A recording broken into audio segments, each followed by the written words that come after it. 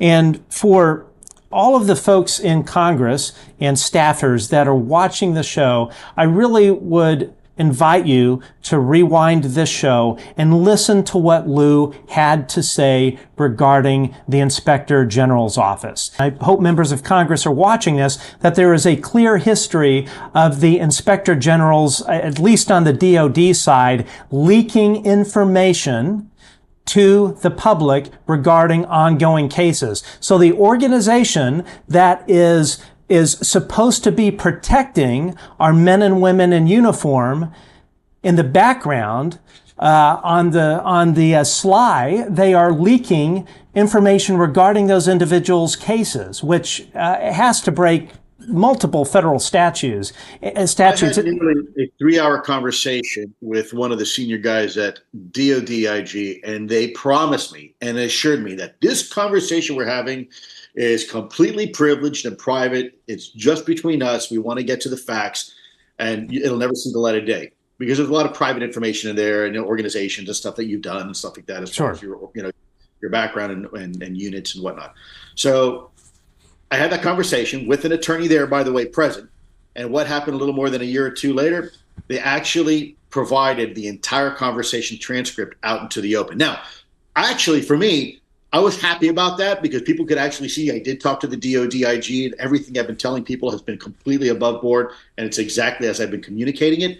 But that also, to your point, sends a very clear signal to anybody else who wants to be a whistleblower and that wants to have a private or privileged communication. Guess what? It ain't going to be private and it ain't going to be privileged. Now, had I have done that while I was in DOD and I had someone sign paperwork and said, this is Privacy Act of 1974 information, it won't be shared publicly, blah, blah, blah, and I broke that, the DOD IG would be all over my ass and I would be in trouble. And yet the DOD IG itself is guilty of the very same thing that they're responsible for enforcing to the Secretary of Defense. So it is beyond, at this point, I think anybody's doubt that there is a clear agenda here to tell people, don't report this stuff. Yeah. And if you don't report it, then we don't have to worry about it, right? Nothing to see here, folks. Yeah, that sounds about right. They're doing the same thing with Havana syndrome as well. It's it absolutely enrages me that the people that have given everything put country before self and made these sacrifices. The Department of Defense, the intelligence community continues to throw them under the bus. If you have an Inspector General whose purpose is to guard against government malfeasance and illegal government activity, when that very office shows signs of abject corruption, and I cannot think of a better example of corruption in an Inspector General's office than an Inspector General's office who is saying to whistleblowers, come on in, come talk to us, tell us what you know. But then, in the same breath, this same Inspector General's office, Inspector General of the Department of Defense, Inspector General of the intelligence community, turns around and leaks confidential information, protected whistleblower information under PPD 19, Presidential Protected Disclosure. When that organization, the Inspector General, goes and leaks that to the press, members of Congress, I cannot think of a better example of illegal activity and an organization that is doing everything contrary to what the Constitution of the United States says than the Inspector General's office. So why are they doing that? The reason that they are doing it is that they are sending a message to whistleblowers.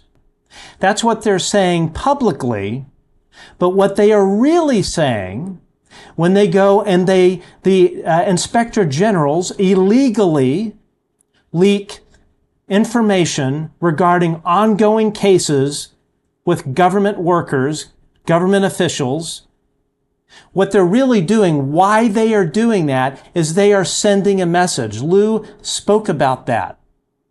The message to whistleblowers who are paying attention to what the inspectors generals are doing, the message to them, the subtext they are sending, is that if you go and you file a PPD 19 with the inspectors generals, either IC or DOD, we're going to leak your information to the public. Our conversations that we are having in confidence, probably in a skiff, we're going to leak those to the public. So the message to these whistleblowers from the inspectors generals is, we don't really want you to come in and tell us a damn thing. That is what they are up to. So for all of you in Congress, our lawmakers, the people that we sent to legislate and have oversight, constitutionally mandated oversight of the executive branch, you guys have to look into that. Because if you have a corrupt justice system within the Pentagon, then there are no guardrails.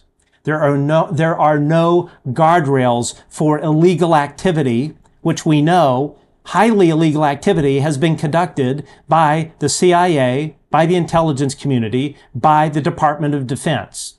We're seeing that as well with Havana syndrome. The CIA has been lying to Congress about what they know about Havana syndrome that happens to be classified under the 1954 Atomic Energy Act as well.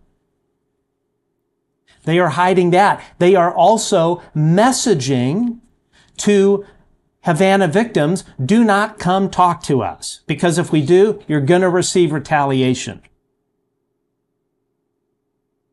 How can you have a functional democracy when you have such a high level of corruption, when you have Pentagon leadership that exits private aerospace, private defense, goes into decision-making processes or decision-making positions, elected political appointments in the Pentagon, in the intelligence community, and then when they're done with their tenure there, they go right back into the defense industry, making oodles of cash. It's a revolving door of corruption. It is corruption that erodes everything that this country stands for. When you have a group of 50-ish or so deputy level people, senior executive service level people, in the Pentagon, in the CIA, in the Department of Energy, in various three-letter agencies, because part of how they have kept this whole thing working is they spread it through different nodes. And then they're doing this in collusion with private defense contractors. Most likely Lockheed Martin, most likely Northrop Grumman, most likely Aerospace Corporation, most likely Boeing and others. That level of corruption, pure corruption, hiding it from Congress, lying about it to Congress, lying to the American people, not telling certain American presidents, certainly not telling all of you at home.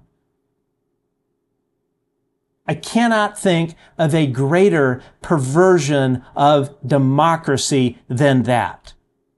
And the crazy thing is that they know that we all know this. They know that this ball of yarn is unwinding. It blows my mind. But really, the biggest thing that I would say to all of you at home, especially all of you on Capitol Hill that are watching this, is to ask yourself, what kind of country do we have? What kind of democracy do we have?